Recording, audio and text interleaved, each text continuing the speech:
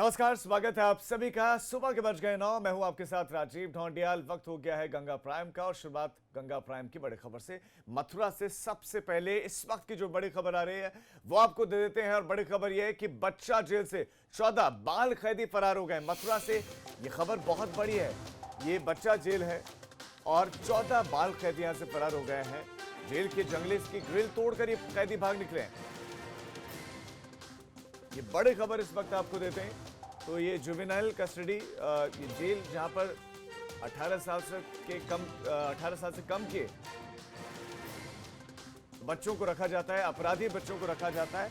और देर रात 3 बजे के करीब मुख्य द्वार से फरार हो गए हैं। 14 बाल कैदियों के भागने से हड़कंप मच गया, क्योंकि ये घटना सामान्य घटना नहीं है। और ज्यादा जानकारी और अपडेट्स के साथ सौरभ करू करते हैं हमारे संवाददाता, ज्यादा जानकारी के साथ जुड़े। सौरभ, 14 बच्चे भागे हैं, इनके बारे में और बताएं किन परिस्थितियों में भागे हैं और पुलिस इनको ढूंढने के लिए क्या कर रही है। देखिए, ये पूरा मामला मथुरा के सब प्रेक्षक गृह का है, जहां पर देर रात ये जो अलग अलग मामले में 14 कैदी बंद थे, ये एकदम से जंगला काट कर फरार हो गए। जिसके बाद पुलिस विभाग और अधिकारियों में हड़कंप मच गया। जब छानबीन की तो 7 बाल कैदियों को अलग अलग जगह से पकड़ लिया गया और 7 कैदी अभी भी फरार बताए जा रहे हैं। ये बताया जा रहा है कि कई महीनों से यहाँ पर बंद थे और सुरक्षा को चुनौती देते हुए वहाँ पर गार्ड भी मौजूद थे, पुलिसकर्मी भी मौजूद थे, उनको चुनौती देते हुए। सौरभ, लेकिन सवाल यह है कि ये जो जंगला काटा गया वो काटा कैसे गया? क्या उनके पास कोई ऐसा हथियार था अभी तक जिससे वो काट रहे थे? और जब वो काट रहे थे वो एक दिन में या फिर कुछ सेकंड में या कुछ घंटों में तो नहीं काटा जा सकता, लोहे का तो वक्त लगता है। तो क्या किसी ने देखा नहीं? देखिए, इसी पर तो सवाल खड़े हो रहे हैं सुरक्षा को लेकर के। आखिरकार उन्होंने जंगला काटा तो पुलिस को, जो वहाँ पर सुरक्षा कर्मी मौजूद थे, उनको भनक क्यों नहीं लगी? और ये आपका सवाल सही है कि एक दिन में तो काटा नहीं जा सकता। इनकी पूरी योजना कई दिनों से रही होगी, इस तरीके का जंगला काटा जाएगा, जंगला काटने के बाद यहाँ से फरार हो जाएगा। देखिए, कई दिनों से इनकी ऐसा बताया जा रहा है कि योजना बन रही थी। जी सौरभ, आपका इस तमाम जानकारी के लिए धन्यवाद। तो एक बार फिर से लापरवाही पुलिसिया उजागर हुई है। बच्चा जेल से 14 बाल कैदी फरार हो गए, जिसमें से 7 को पकड़ लिया गया है, जबकि 7 अभी भी फरार हैं। बात अब कोरोना की करते हैं। कोरोना का प्रकोप बढ़ता जा रहा है, टेस्टिंग बढ़ा दी गई है, तो अब केसेस भी ज्यादा मिल रहे हैं। एक दिन में 3570 मरीज कोरोना पॉजिटिव मिले, जबकि 33 लोगों की मौत हो गई है। लखनऊ में अभी भी कोरोना से कोराम जारी है और सबसे ज्यादा एक्टिव केस अगर कहीं है तो वो राजधानी लखनऊ में ही है।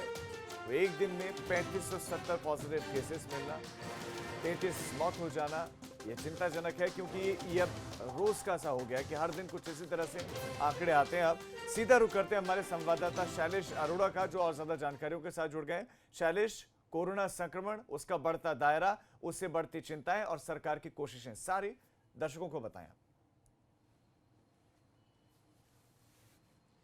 राजीव, बिल्कुल निश्चित रूप से जो आंकड़ा अभी आपने बयां किया है वो वाकई में अभी भी डराने वाला है, क्योंकि रोजाना 3500, 3600, 3700 इस तरह से केस आना ये चिंता का विषय है। और निश्चित रूप से अगर ये कहा जाता है स्वास्थ्य विभाग की तरफ से कि हम स्क्रीनिंग बढ़ा रहे हैं, हम टेस्टिंग बढ़ा रहे हैं, तो अच्छी बात है, ये तो आपका काम है। लेकिन जाहिर सी बात है, अगर टेस्टिंग में इतने लोग निकल रहे हैं तो इसका मतलब एक बड़ी संख्या है जो संक्रमित लोगों की, वो हमारे आपके आसपास, हमारे आपके बीच में पहले से फौज एक कह सकते हैं तैयार हो चुकी है।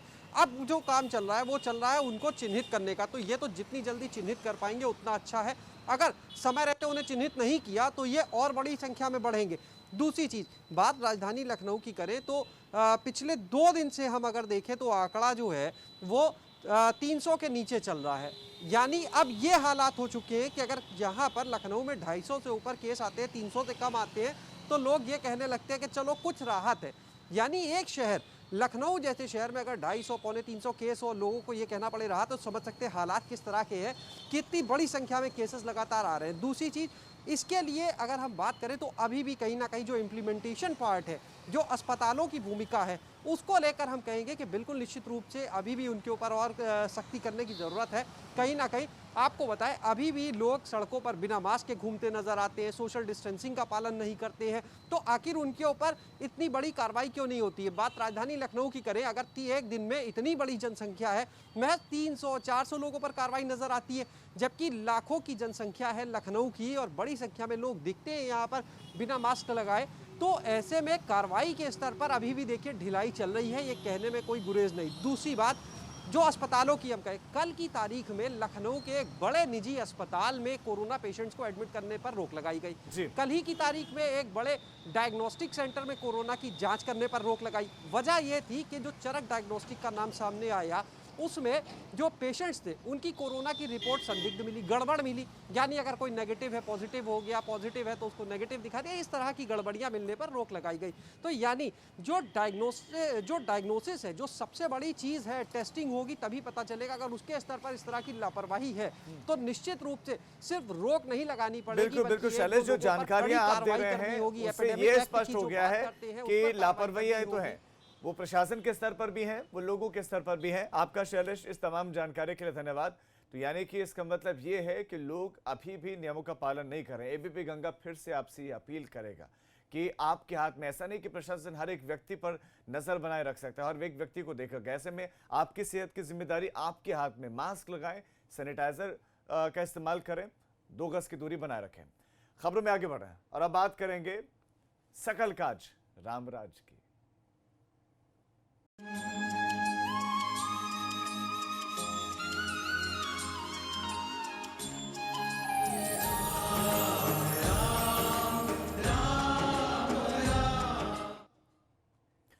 जैसे जैसे 5 अगस्त की तारीख नजदीक आ रही है और उतनी तेजी से अयोध्या में भूमि पूजन की तैयारियों को पूरा किया जा रहा है। रामलला के भव्य मंदिर निर्माण के लिए पीएम मोदी इस दिन अयोध्या आ रहे हैं, यानी कि 5 तारीख को आ रहे हैं। और भूमि पूजन होने के बाद राम मंदिर का निर्माण भी शुरू हो जाएगा। मंदिर निर्माण के शुभारंभ कार्यक्रम को लेकर शासन प्रशासन एकजुट होकर मुस्तैद है। क्या तैयारियां चल रही है, कैसे 5 अगस्त को दीपोत्सव की पूरी अयोध्या जगमगाने वाली है इस दिन, इसकी हर एक तस्वीर हम आपको अब तक दिखाते आए हैं और आप आगे भी दिखाएंगे। लेकिन पहले आपको ये 5 तस्वीरें हम दिखा रहे हैं। इन 5 तस्वीरों को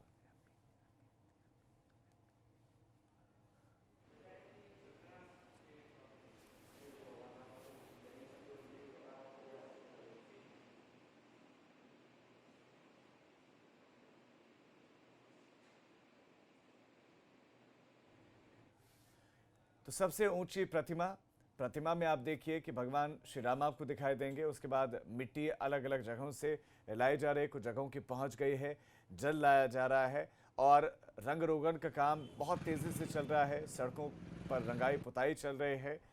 देखिए जो पोल हैं, जो दीवारें हैं, सब राममयी हो गए हैं और सभी पर जो चित्र उकेरे गए हैं, जो सभी दीवारों पर जो चित्र बनाए गए हैं, वो प्रेरित हैं रामायण से।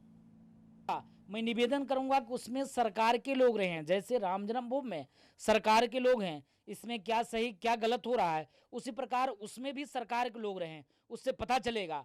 नहीं तो पूरे विश्व से वो फंडिंग लेंगे, उस फंड का भारत विरोधी, सनातन धर्म विरोधी और भारत में आतंकवाद फैलाने का काम होगा।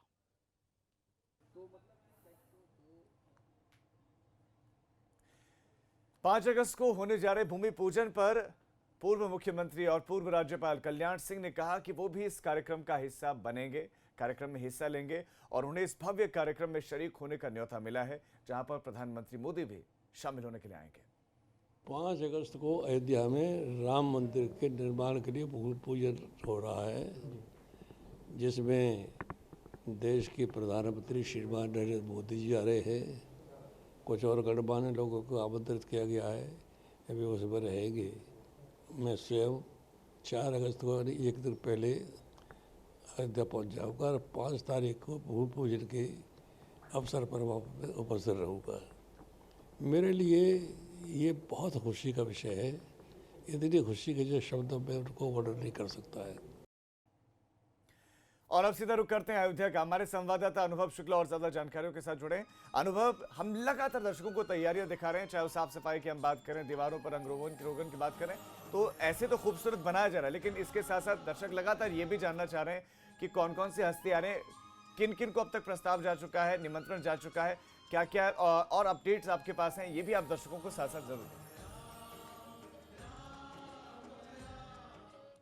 देखिए बिल्कुल राजीव, उससे पहले हम दिखा दें, हम इस वक्त सरयू घाट पे मौजूद हैं और जिस तरीके से पूरे अयोध्या को स्वच्छ किया जा रहा है, साफ़ किया जा रहा है, साफ़ सफाई हो रही है, उसी तरह सरयू तट पर यहाँ पर पहले आप जितनी भी ये सीढ़ियाँ देख रहे हैं, यहाँ पर पहले जो पंडित थे उनके छप्पर हुआ करते थे, लेकिन कल प्रशासन ने उन सारे छप्पर को हटा दिया और अब आप एक छोर पर खड़े होकर दूसरे छोर तक आसानी से देख सकते हैं।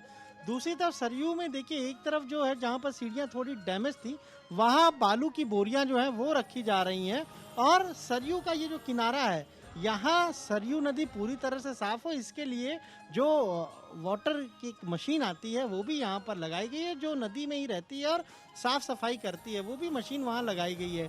इसके अलावा इस तरफ आप देखिए, ये राम की पैड़ी पे जेसीबी लगाया गया। लगातार यहाँ पर भी जो कुछ थोड़ी बहुत कमियां हैं उनको ठीक करने का काम किया जा रहा है। तमाम जो कर्मचारी हैं वो लगे हुए हैं। तो यानी अयोध्या पूरी तरह से तैयार हो रही है प्रधानमंत्री नरेंद्र मोदी का स्वागत करने के लिए। 5 अगस्त का जो कार्यक्रम है उसके लिए।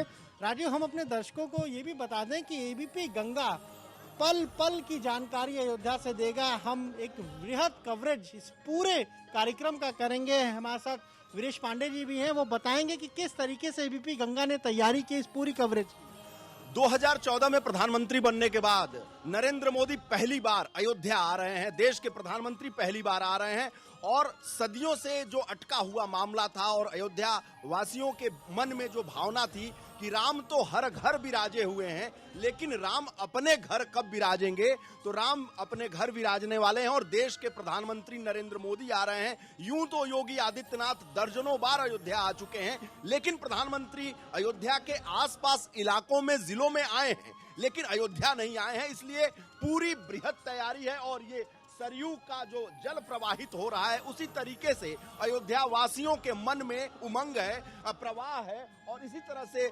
निर्मलता है और सब एक तरह से इंतजार कर रहे हैं कि राम जन्मभूमि आंदोलन के वो सारे योद्धा अयोध्या में आएंगे 5 तारीख को। कल्याण सिंह ने एबीपी गंगा से बातचीत में कहा था कि मैं बहुत खुश हूं। इस उम्र के पड़ाव पर उन्होंने कहा था कि मैं बहुत खुश हूं और 4 तारीख को अयोध्या पहुंचूंगा। लाल कृष्ण आडवाणी, नरेंद्र मोदी और कौन नहीं होगा राम जन्मभूमि आंदोलन से जुड़ा हुआ हर वो शख्स यहां मौजूद रहेगा और यही वजह है कि पूरे अयोध्या को दुल्हन की तरह सजाया जा रहा है। और एक तरह से राम जब आए थे लंका से विजय प्राप्त करने के बाद, उसके बाद से सबसे सुखद और सबसे बड़ा क्षण अयोध्या वासियों के लिए है और अनुभव यही वजह है कि एबीपी गंगा दर्शकों को हर अपने कैमरे से कैद कर कर दिखाना चाहता है कि अयोध्या में कितना उल्लास है, लोगों में किस तरह की भावना है।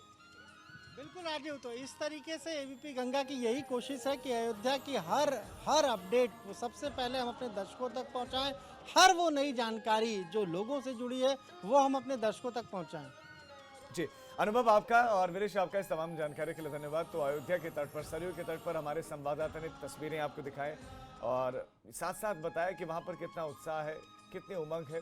लोगों को राम मंदिर बनने की खुशी है, इसमें कोई शक, कोई दुरा नहीं है, लेकिन लोग इसलिए भी खुश हैं कि जहाँ इस ऐसी परिस्थितियाँ अयोध्या में है कि रोजगार के लिए उनके बच्चों को दूसरे प्रदेश जाना पड़ेगा। तो राम मंदिर बनने के बाद से यहाँ पर विकास होगा तो रोजगार के जो संसाधन है, साधन है, वो बढ़ेंगे और ऐसे में फिर खुशहाली, रामराज सही मायनों में अयोध्या में वापस लौटने वाला है।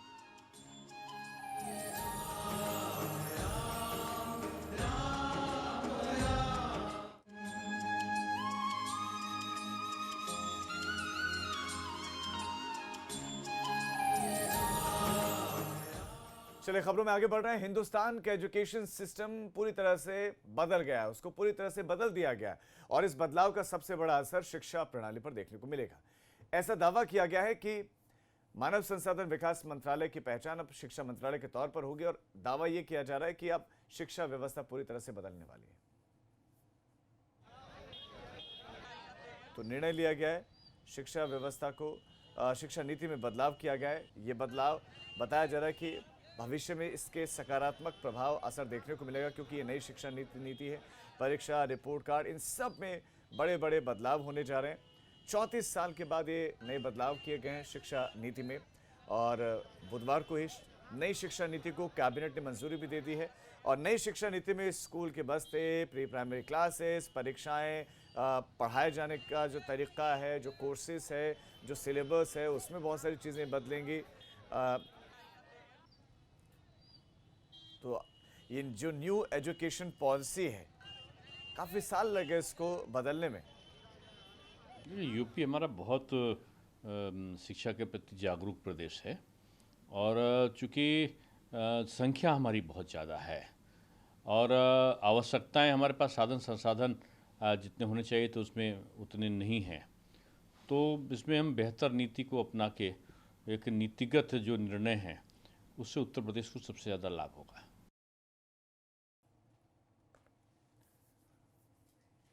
और इस खबर पर हमारे संवाददाता मोहम्मद मोइन और ज्यादा जानकारियों के साथ जुड़ गए। मोइन, जो पुरानी शिक्षा नीति आप पुरानी कहेंगे क्योंकि उसको बदल दिया गया है, उसकी प्रासंगिकता पर वक्त वक्त पर सवाल उठते रहते हैं कि कहीं ना कहीं इसको बदलने की आवश्यकता है। अब बदल दी गई है, लेकिन बदलाव क्या हुए हैं, इन बदलाव का आम जनजीवन पर और स्टूडेंट्स पर क्या असर पड़ेगा, ये उनके लिए जानना बहुत ज्यादा जरूरी है। तो मैं चाहता हूं कि आप आसान शब्दों और भाषा में दर्शकों को बताएं, समझाएं नई शिक्षा नीति क्या है, क्या असर पड़ेगा, क्या बदला है इसमें।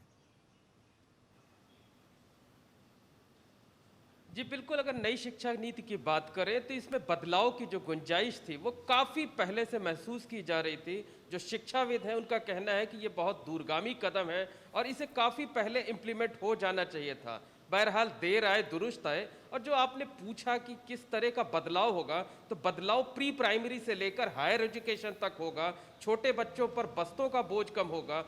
कुछ कोर्सेज इस तरह से तैयार किए जाएंगे कि बच्चों में पढ़ाई के प्रति दिलचस्पी बढ़े और जो शिक्षा होगी वो रोजगार परक होगी। इन सारे मामलों पर बात करते हैं। हमारे साथ मौजूद हैं वरिष्ठ शिक्षाविद और इलाहाबाद सेंट्रल यूनिवर्सिटी के टीचर्स एसोसिएशन के अध्यक्ष प्रोफेसर राम सेवक दुबे सर। सर, जो नई शिक्षा नीति लागू हुई है, क्या प्रतिक्रिया है आपकी और क्या मानना है कि इसमें किस तरह का बदलाव होगा और बच्चों की शिक्षा पर किस तरह का असर पड़ेगा?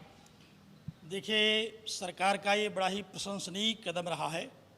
विगत 34 वर्षों से हम लोगों ने पुरानी शिक्षा की पद्धति को वहन किया, जबकि मुझे ऐसा प्रतीत होता है कि एक दशक में बच्चों के जो मानसिक स्तरों में बहुत ही उन्नति हुई है। उन बच्चों के लिए हमें नई शिक्षा नीति की बहुत ही आवश्यकता थी। तो यह जो शिक्षा नीति है, विशेष रूप से जो स्कूली शिक्षा है उसके लिए तो ये बहुत महत्वपूर्ण साबित हो रही है। और सबसे बड़ी बात तो इस शिक्षा नीति की है, जो मैं इसकी प्रशंसा करता हूं और सरकार को इसके लिए धन्यवाद देता हूं, कि इसमें सभी बच्चों के लिए प्री स्कूलिंग की व्यवस्था की गई, जो कि सामान्य बच्चों को नहीं प्राप्त होती थी।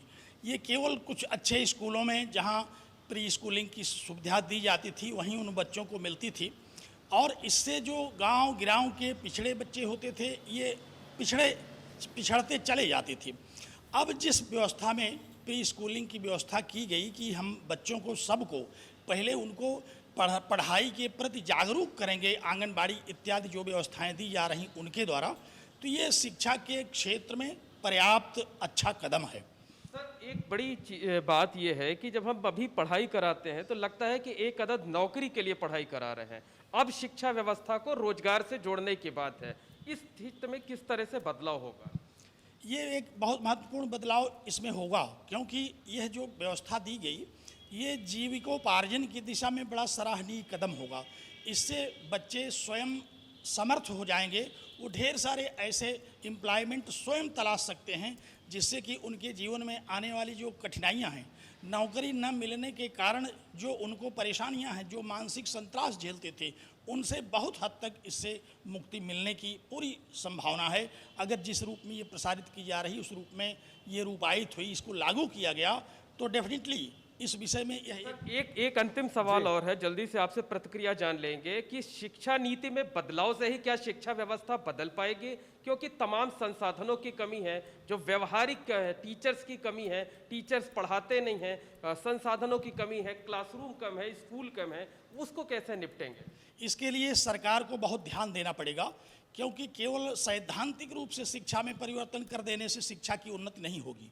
इसके लिए स्कूल से लेकर के प्री स्कूलिंग की जो व्यवस्था दे रहे हैं, यह केवल कागज पर नहीं चलेगी, बल्कि इसको प्रयोगात्मक रूप से सरकारें संसाधन दें और विश्वविद्यालयों को, विद्यालयों को, प्राइमरी स्कूलों को संसाधन युक्त करें, तभी यह व्यवस्था लागू हो पाएगी और तभी समाज को और बच्चों को इसका पूर्ण लाभ मिलेगा।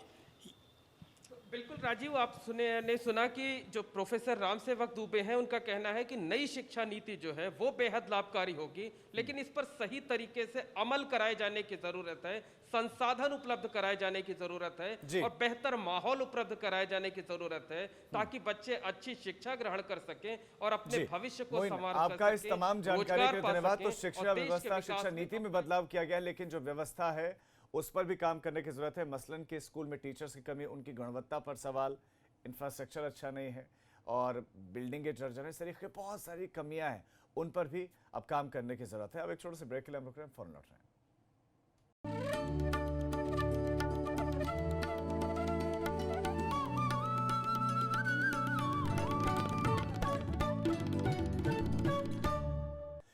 ब्रेक के बाद आप सभी का स्वागत है और बड़ी खबर, यूपी पुलिस का अपराधियों पर शिकंजा लगातार कसता जा रहा है, शिकंजा जारी है। ये बड़ी खबर इस वक्त आपको दे दें, मुजफ्फरनगर में 25,000 का इनामी मुठभेड़ में घायल हो गया। फिरोजाबाद में 15,000 का इनामी पकड़ा गया है। तो मुजफ्फरनगर और फिरोजाबाद से इस वक्त की ये बड़ी खबरें। यूपी पुलिस का एक्शन, एक तरफ मुजफ्फरनगर में 25,000 का इनामी मुठभेड़ में घायल हुआ है, दूसरी तरफ 15,000 रुपए का इनामी बदमाश फिरोजाबाद में पकड़ा गया है। खबर बड़ी है, यूपी पुलिस का लगातार ऑपरेशन क्लीन का ये एक्शन जारी है, कार्रवाई जारी है और इसी के तहत मुजफ्फरनगर और फिरोजाबाद में कार्रवाइयां हुई है। बड़ी खबर, 25,000 का इनामी बदमाश मुजफ्फरनगर में घायल हुआ है, तो फिरोजाबाद में 15,000 का इनामी बदमाश पकड़ा गया है।